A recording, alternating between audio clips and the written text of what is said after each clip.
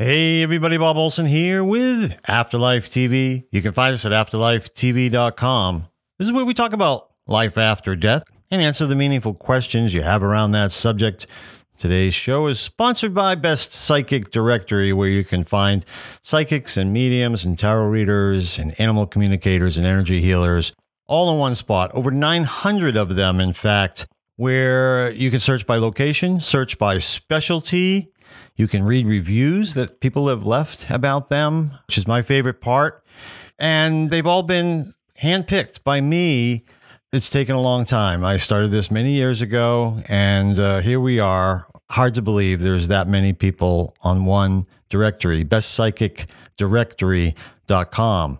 So it's so great to be back doing Afterlife TV. I can't tell you how excited I am. It's a new creative expression. It's something that I've really been missing, even feeling a bit bad about. You know, so many of you, and listen, I'm so grateful that you do this.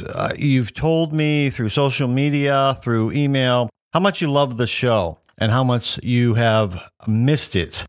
And that means a lot to me to know that it's important to you. So many of you have said you've listened or watched every single show. Many have added that they've done it several times. One way or another, it brings you some sense of comfort. And for whatever reason that is, I'm happy about that. And I'm happy that we're able to provide that for you. And you are the ones that I was thinking about when I was away from the show for a while. So just great to be back. I hope you're enjoying your summer, because so far it's been pretty beautiful summer. A little bit cold here in New England, but it's starting to warm up and we're having just great weather, like 70s, very sunny. We could use more rain, but that seems to be par for the course every year around here. We always could use a little bit more rain. On one hand, I'm happy when we have sunny days. On another hand, you look at the flowers in the grass and you go, okay, we could use a little rain. Anyway, the thing that I love about it most, last summer, I bought a Can-Am Spyder. If you don't know what that is, it's a motorcycle. It's a three-wheel motorcycle. There's two wheels in the front, one wheel in the back. And it's just what Melissa and I wanted. She wanted something that was quiet so we could talk. You know, we could have these great chats while we're driving along. So rather than a loud motorcycle, we got this. And there's so many wonderful things about being on the three wheels. You certainly feel safer. That's an important thing. I am, 55 years old now. I haven't ridden a motorcycle since I was probably 15. I tried it and I recognized, steering, cornering is something that you have to sort of train your body for when you're on two wheels. They call it counter steering, and it's kind of the opposite of what you would think it is. But anyways, you don't do that with the Can-Am Spyder. The Spyder, you steer it like everything else. You have a brake pedal down by your foot. We have just had these incredibly beautiful, epic rides where we have enjoyed nature. When you're out on a motorcycle, you smell all the beautiful smells of nature. You can smell the ocean when you're going by the ocean. You can smell the trees and the dirt when you're in the forest. So many wonderful things about it. The sun's beating down on you. The wind is cooling you off. It's just awesome. Okay. Anyways, we're enjoying that. So any moment that we have to get out there and enjoy summer, that's probably what we're doing. And I hope you have something like that you're doing as well, no matter what that is, whatever your hobby is, whatever it is that brings joy to your soul. I hope that you're doing it. Today's show is going to be more in line with all our other shows this season, season 8. We're talking about how to communicate with your spirit guides. Now here, we're specifically talking about spirit guides in the sense of a spiritual being who you do not know from this lifetime. This is someone who is assigned to you, perhaps for your entire life. I usually think of it in that way.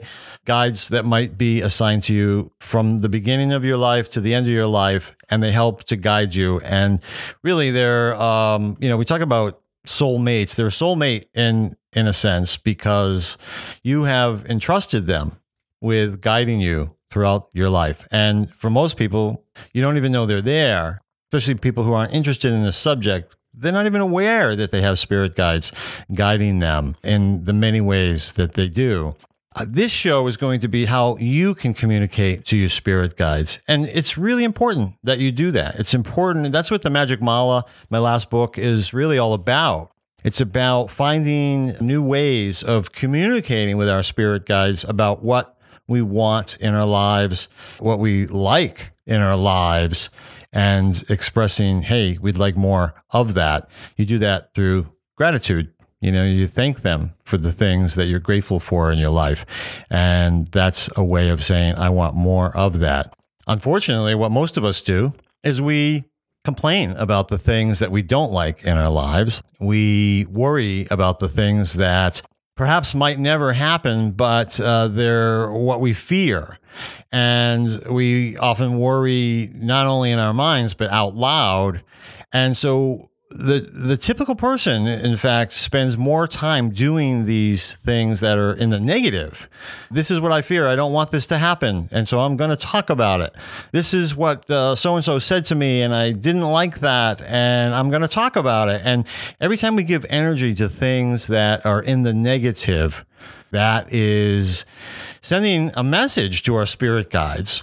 You can think of it many different ways. You can call it the universe, whatever, but it's certainly in this way, it's sending a message to our spirit guides that this is something that's important to us. And they pick up on that. And sadly, some people live their whole lives this way. And I think it just comes natural to human beings, at least in our society.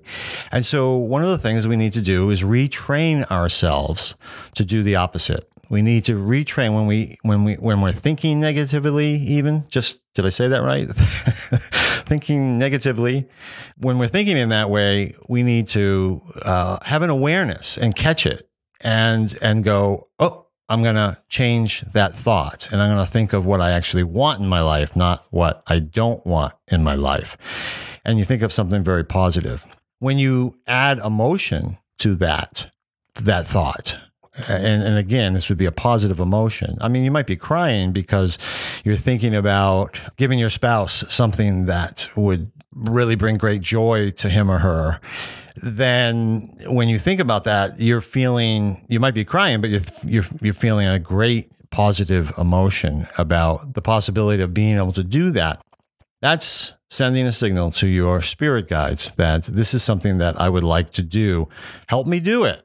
And I don't think we realize the many ways that our spirit guides guide us and all the things that are happening. They're like little puppet masters trying to make things happen, trying to influence us, trying to influence people who are around us, trying to influence strangers to do things that maybe they don't even realize they know why they're doing it, but they're doing it because they've been influenced in some way. And I believe spirit guides work with other people's spirit guides to make those happen. That is one of the ways that our spirit guides work with us. So we have this question in the audiobook, which is new, by the way, the audiobook of Answers About the Afterlife. So this is my book that I came out with about 4 years ago. It's been extremely successful. It's basically 150 questions and answers. The most popular, the most common questions that I answer based on my investigation of life after death. And I just tell you what the evidence is that I came up with and what conclusions I have drawn. But I also tell you various sides of that. So if there's people who don't necessarily agree with me or I don't agree with them, I let you in on all the information if there are varying accounts of that. So Answers About the Afterlife came out and a lot of people wanted to hear the audiobook. And I just didn't have time to get into the studio to do it. So we finally had this guy named Alan Adelberg read the book. And boy, is he just great. I'm so glad it worked out this way. He just sounds amazing. And he did a much better job than I ever could have done. So let's listen to him read the question and answer from Answers About the Afterlife audiobook, which you can get on Amazon or Audible. And we'll have links in the show notes, of course, for all of this. Let's listen to that, and then I'll come back. All right, thanks. How can I communicate with my spirit guides? Since our spirit guides can read our minds, we are always communicating with them because we're always thinking.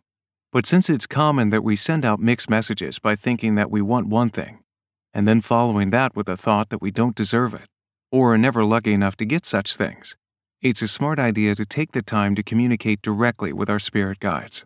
The easiest way to communicate with your spirit guides is to talk out loud to them as if they were right in the room with you, because technically, they are. If you want to request something from them, tell them what you want, although follow that statement with this or something better. It's important to say this or something better, because it's impossible for us to consider all the possibilities that might be similar, but better than what we've requested. We simply don't have the higher perspective that our guides have. When you talk out loud to your spirit guides, tell them how you'd like your request to look or sound, how it will make you feel, and even what it will taste or smell like, if that applies. The more details you give them about your desire, the better. And I'm not just referring to material possessions here. I'm referring to every request. A request to help someone who is ill, a request for your interview to go smoothly, a request that the tornado won't hit your house, or a request that your missing cat finds his way home. Tell your spirit guides what you're going to do to make your desire happen, and say that you'd appreciate their assistance.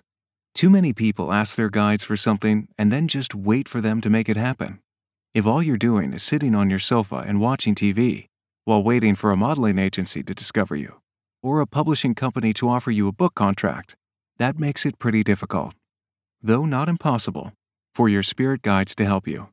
But if you actually go to modeling agencies and show them your portfolio, or create a professional book proposal and submit it to publishers or agents, now you're helping your spirit guides to help you. An alternative to simply talking out loud to your spirit guides is writing to them. You can write them a letter on your laptop, in a handwritten note, or in a journal. Write them a letter spelling out the details of your request, or how you'd like your future to look. Some people are more articulate in writing, so use your talents in this endeavor. If you're a gifted artist, feel free to draw or paint your communications as well. What's great about writing a letter is that it encourages you to add more detail about your request. You might feel silly talking out loud to your guides with no visible presence in the room, which might influence you to cut your communications short, but it's perfectly natural to write a letter. So it's more likely that you will communicate more fully than you would talking out loud. And writing is something you can do at work during your break, on the subway, or in a coffee shop. Our spirit guides are helping us every day. The amount of assistance and guidance they provide is never-ending, so don't just ask for assistance. Take the time to communicate your gratitude for everything they do for you too. Again, you can do this by talking out loud to them, thinking it, or by writing them a letter. Since we can never know everything our spirit guides do for us, all we need to do in this exercise is communicate to them how much we appreciate our blessings in life. Take one blessing a day, or list as many as you can think of in one sitting. Regardless, it's important that we communicate what we appreciate in our life so that our guides understand that we'd like more of it. I love Alan's voice. I think he's perfect for this book. So again, if you enjoyed listening to Alan, just imagine the entire book, 150 questions and answers about life after death, all written by me, but read in Alan's soothing, comforting voice.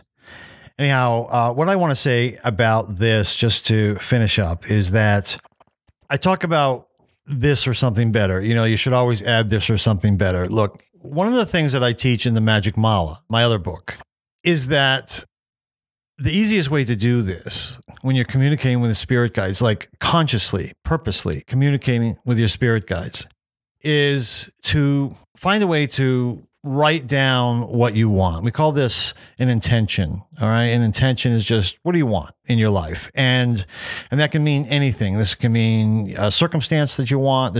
Could mean a material object that you want. This could mean pretty much anything. So you write down what you want, and then you create a mantra to represent what that intention is. So in the story, the main character, Robbie, he wants a publishing contract. And so his father, who's a teacher to him and teaches metaphysics, explains to him that really the best way to do it is to, find a way, whether that be in a journal, you might call that an intention journal, or just write it down somewhere on a piece of paper, what he wants the book publishing contract to look like.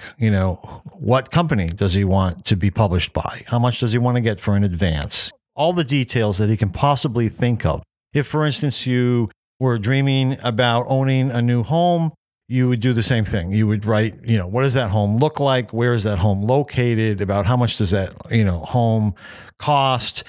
And any other circumstances. I want a river behind the house, or I want it to be on the ocean, or, whatever it is that you want. And you make sure to include all those details. This is where you would say this or something better. When you come to the point where you then use your mantra, the mantra that represents the intention, so that you can repeat that. In the case of Robbie, I think his intention was, I don't even remember. That's pretty funny. I've written the book, I've written the scripts, both of them 18 times, right? And I don't remember what it was. Let's just say, in a very simple sense, that all he needed to say was book contract, right? Book contract is all he needs to say. It can be a word, it can be a phrase. And book contract will mean it's going to represent everything that he wrote in terms of all these details, and the fact that he added at the end this or something better. So listen to Alan again if you missed that part, but this or something better is important, but it's not something you have to repeat every single time. It's part of the intention. In the book, The Magic Mala, you learn how to use mala beads. Really, they're just prayer beads. Mala beads are absolutely gorgeous. I love mala beads. Melissa gave me some mala beads in 2005. I started using them. I made a 40-day commitment to use them in the morning and in the evening of every day for 40 days. I could not believe the number of amazing things that came into my life that I had asked for in this 40-day period. It was absolutely astronomical. At that time, I was looking for abundance, and I mean, more money came into my life than I had ever earned in a 40-day period, or ever imagined earning. That was in 2005. I've been using them ever since for all sorts of different things, different purposes. The book, The Magic Mala, teaches you how to use these, the prayer beads. The nice thing about the mala beads are that they have 108 beads. So you repeat your mantra. For Robbie, let's just say it was book contract. You would repeat that 108 times. This takes, 10 or 15 minutes a day, where you've put aside 10 minutes to communicate with your spirit guides about what you want. Because, as I said earlier, it's so easy for us to communicate what we don't want, the things that we fear, the things that we are upset and complain about. That comes natural to us. We don't even realize when we're doing it half the time. And so because of that, we really need to make a conscious effort to take a little bit of time. In this case, it would like 10 or 15 minutes. You use your mala beads, and for every bead, you repeat your mantra. That mantra is representing the intention that you wrote down in great detail in your intention journal, or just on a piece of paper somewhere. One of the things that I did also during this year when I first got the mala, and it's 2005, was Melissa and I started writing. We had a whiteboard in the office, and we started writing the things that we wanted to attract into our life. And by the end of that year, it was really fascinating. We had written all these things down on the whiteboard, and then we kind of forgot it was there. You know how that happens? You're like, you see it so often, you don't even notice it anymore. And then one day towards the end of the year, we stopped and we looked at the whiteboard, and we realized, I'm not even sure, I can't remember anymore if it was all of the things or the majority of the things, but much more than we ever expected, we could cross off. We had attracted those things into our life. Now, one of the things that I like about it is because every time you walk by this whiteboard, and it was in our office, so we saw it multiple times a day, even subconsciously, that is in our awareness, and we're reminded of it. If on a conscious level, we're not noticing it anymore, that still doesn't matter. It's there. And we were blown away when we consciously took a look at it again and said, oh my God, we accomplished all or at least most of these things. Your guides are always listening. And when I say listening, this is an energetic thing, really. So our thoughts have a certain energy, and then our words have more energy, and then our actions even have more energy. So you put them all together, your thoughts, your words, your actions have great amount of energy in sending a message to the universe about what it is that you want and don't want in your life. And basically what this comes down to is what you focus upon expands. And so the reason that our guides can get confused about what we want and what we don't want is because it's really about an energetic match. It's not so much, it's not like you're talking to your mother and, your mother isn't smart enough to understand that when you're talking negatively, when you're saying something, like you're complaining about something or saying something that you're worried about, like she's not smart enough to understand that you don't want that in your life. It doesn't really work that with our spirit guides. Our spirit guides are more about what we focus upon expands. And so if you recognize that phrase and how that works, then you recognize why it is that even negative thinking can attract that which we don't want. But we're focusing upon that negativity either in our lives now or what we're worried might occur in the future. And that's where worry comes in. So what you focus upon expands. People like accountants and stuff, money advisors,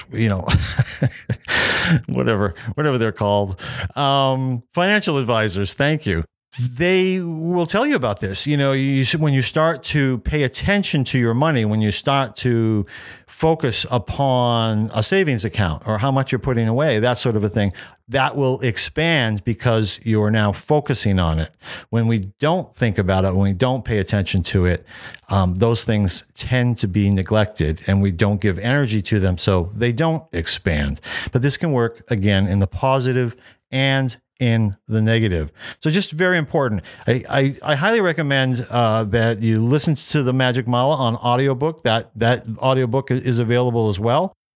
Or read it in paperback or Kindle. You can go to bobolson.com and it'll show all the different places that you can buy the Magic Mala book. Amazon, I think, is probably the easiest one. And if you like Alan's voice, he actually acts out all the characters, which I absolutely loved. I thought it was a lot of fun listening to him act out the characters. I kind of felt like I was watching a movie when I listened to the audiobook version in Alan's many voices. And you can listen to a sample of that on Audible or Amazon.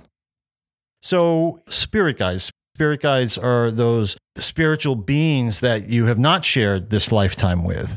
And they're watching over you. Now, what's really fascinating about this is in my research of psychics and mediums, a lot of times psychics and mediums, as they grew in their ability, sometimes they would have a guide that just focused on their psychic ability or the mediumship ability or both. But they would have guides that would work with them for a while. And some psychics and mediums said that their guides changed along the way as they grew in ability and they got better at it, or as they went from sort of mastering their intuitive abilities and then started to see spirits. And, at first they might just hear the spirits, and then later they would see the spirits, all the clairs, clairvoyance, clairaudience, clairsentience, all those. They would have different guides that might help them with the different abilities. And so I thought it was interesting that those very specialized spiritual guides changed along the way as they grew. And I do believe that that happens with us as well. Again, with very specialized aspects of our lives. I do believe that we have a guide or guides that stay with us for our entire lives from the beginning until the end. And those are who I talk to when I talk to my spirit guides. I talk to them. They can communicate with all the specialized guides if needed. So that might be easier for you to think of it in that way. But I also like the idea that I have guides that help me with my investigation of life after death, and I have guides that help me with my writing. And so we have different guides for different things, but we have those key guides, those main guides, our peeps who watch over us and help us get through life from beginning to end. So I'll see you in the next episode. In the meantime, I just want to thank everybody for leaving reviews on Amazon for both the Magic Mala and Answers About the Afterlife. Thank you so very much for doing that. I appreciate the wonderful reviews that you have left there. And I love hearing from you on social media, by email. We also have comments on afterlifetv.com for each page for each episode. Okay. So please keep in touch, and we'll see you in the next episode. It's already downloaded for you. Thanks. Bye-bye. That's all for another fantastic Afterlife TV episode. Bob couldn't be happier. If you enjoyed this episode as much as Bob, please leave a comment on afterlifetv.com, Facebook, Twitter, or YouTube. And don't forget to check out Bob's book, Answers About the Afterlife. Thanks for watching Afterlife TV.